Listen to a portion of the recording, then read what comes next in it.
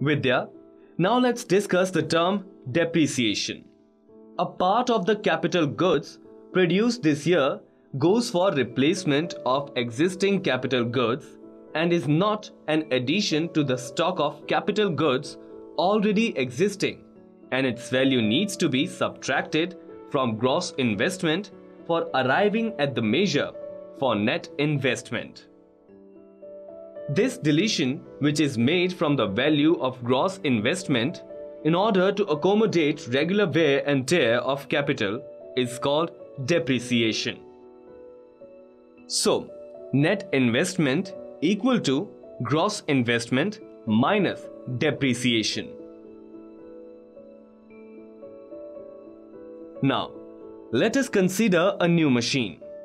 This machine may be in service for the next 20 years, after which it falls into disrepair and needs to be replaced. We can now imagine as if the machine is being gradually used up in each year's production process, and each year 1/20th of its original value is getting depreciated. So, instead of considering a bulk investment for replacement after 20 years, we consider an annual depreciation cost every year. This is the usual sense in which the term depreciation is used. Depreciation is thus an annual allowance for wear and tear of a capital good. Understood? Yes, sir. Now let's move further. Sure. The next term to understand is investment. Investment in economics is always capital formation, a gross or net addition to capital stock. Now, if we go back to our discussion of total final output produced in an economy, we see that there is output of consumer goods and services and output of capital goods.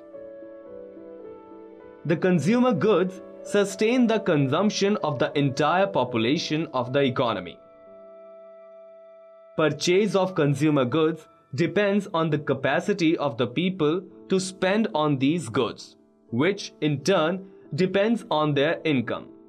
The other part of the final goods, the capital goods, is purchased by business enterprises. They are used either for maintenance of the capital stock because they are wear and tear of it, or they are used for addition to their capital stock.